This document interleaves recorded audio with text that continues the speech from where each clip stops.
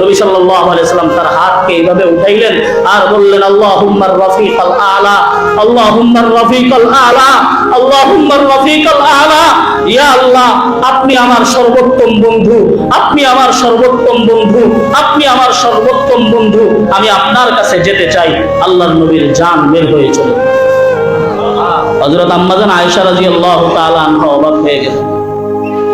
আম্মাজান আয়েশা সিদ্দিকা রাদিয়াল্লাহু তাআলা আনহা বলেন, আমি কি করব এটাই আমি বুঝে উঠতে পারতেছিলাম না। হযরত আম্মাজান আয়েশা রাদিয়াল্লাহু আনহার সিনা এবং থুতনির মাঝে আল্লাহর নবী ছিলেন। আম্মাজান আয়েশা রাদিয়াল্লাহু আনহার সাথে সাথে বললেন, ইন্না লিল্লাহি ওয়া ইন্না ইলাইহি রাজিউন, মাতা রাসূলুল্লাহ সাল্লাল্লাহু আলাইহি ওয়াসাল্লাম, আল্লাহর নবীর ইন্তেকাল হয়ে গেছে।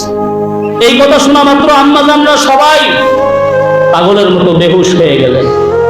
সাহাবায়ে কেরাম রিজওয়ানুল্লাহি আলাইহিম আজমাইন বাইরে দাঁড়ানো অবস্থায় ছিলেন। হযরত ওসমানের মতো লজ্জাশীল একজন ব্যক্তি, হযরত ওসমান বোবার মতো হয়ে গেলেন। হযরত আলী রাদিয়াল্লাহু আনহু দাঁড়ানো থেকে শুয়ে গেলেন। হযরত ওমর তো পাগলের মতো অবস্থা। হযরত ওমর খাপ থেকে তরবারি বের করে বলেন, যে বলবে মুহাম্মদ মারা গেছে তাকে কতল করে দিন। আমার নবী তো মারা যায় নাই। মুসা আলাইহিস সালাম যেরকম তুর পাহাড়ের মধ্যে আল্লাহর সাথে কথা বলতে গিয়েছিলেন, আমার নবী এরকম কথা বলতে গেছে। আমার নবীর ইন্তেকাল হয় নাই।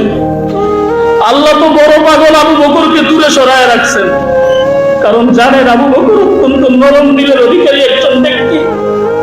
আবু বকর যদি সামনে থাকে সে হয়তো সহ্য করতে পারবে না। সিদ্দিক আকবর রাদিয়াল্লাহু তাআলা আনহুর কাছে খবর গেল।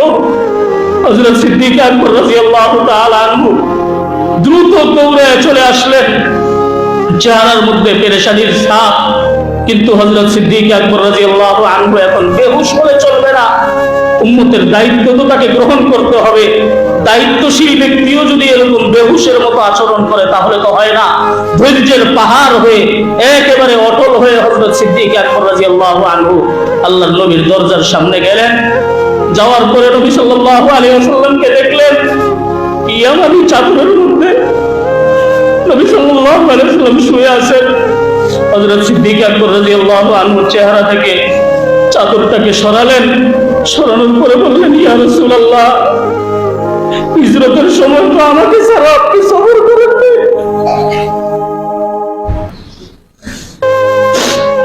আপনি তো বলেছেন জান্নাতেও আপনার সাথে আমি থাকবো। ইয়া রাসূলুল্লাহ,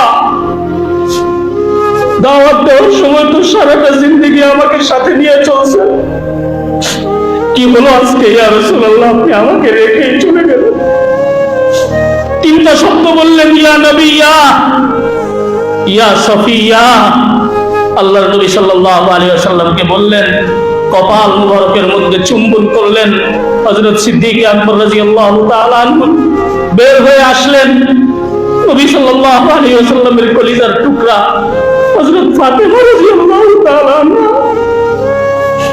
বাবার ইন্তেকাল সহ্য করতে না পেরে যখন বাবার সামনে গেলেন, হযরত ফাতেমা বলেন, আবাতা আজাবা রাব্বানা, বাবা আল্লাহ ডাকলো আর আপনি চলে গেলেন। আবাতা জান্নাতুল ফিরদাউসে মাওয়া, ও বাবা আপনার ঠিকানা যে জান্নাতুল ফিরদাউস সেটা আমার ভালোভাবে জানা আছে। আবাতা ইলা জিবরিল আনা, বাবা আপনার উপরে যদি জিবরাইল আসে, জিবরাইলকে আমরা বলবো মুহাম্মদুর রাসূলুল্লাহ তো আর দুনিয়ার মধ্যে নাই, তুমি কেন আসছো?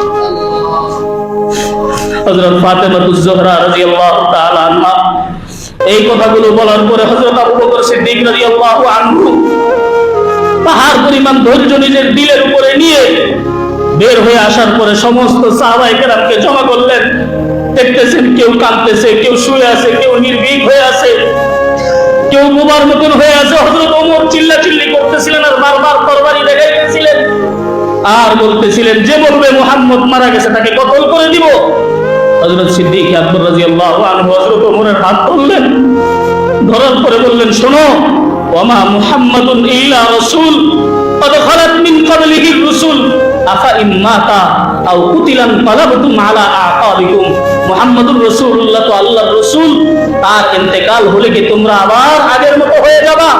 এই আয়াতকে তেলাওয়াত করলেন এবং বললেন, শোনো, নবীর সাহাবীরা, মান কানা মিনকুম ইয়াবুদু মুহাম্মাদান ফাইন্না মুহাম্মাদান ক্বাদ মাত ওয়া মান কানা ইয়াবুদুল্লাহ ফাইন্নাল্লাহা হাইয়্যুন লা ইয়ামুত।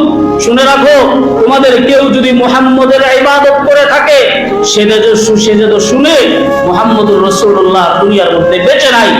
আর তোমরা যদি আল্লাহর ইবাদত করে থাকো, আল্লাহর বান্দা হয়ে থাকো, তাহলে শুনো, আল্লাহ এখনো আছেন, চিরকাল থাকবেন।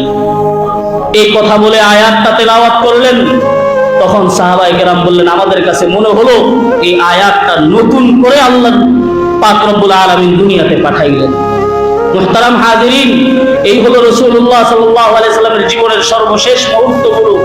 এখান থেকে আমাদের শিক্ষা, আল্লাহর নবী সাল্লাল্লাহু আলাইহি সাল্লামের জীবনের সর্বশেষ দিনগুলোতে নবীজির ইবাদতের পরিমাণ বাড়িয়ে দিয়েছিলেন।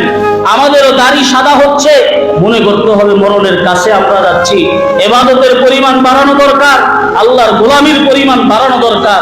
বারবার বলা হয়, ইয়াশিবু ইবনু আদম ওয়া ইয়াহরুমু ইবনু আদম ওয়া ইয়াশিবু ফিহি ইসনান। নবীজি বলেন, বনি আদম বৃদ্ধ হয়, কিন্তু তার মধ্যে দুইটা জিনিস যুবক হইতে থাকে, একটার নাম লোভ আর একটার নাম দীর্ঘদিন বেঁচে থাকার স্বপ্ন।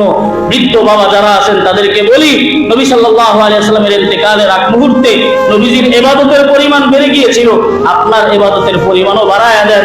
নিজের ভিতর থেকে খারাপিগুলো দূর করে দেন, বান্দার হকগুলো আমরা সবাই ঠিকমতো আদায় করার চেষ্টা করি। কার জিন্দেগির শেষ মুহূর্ত চলে আসে কেউ বলতে পারে না।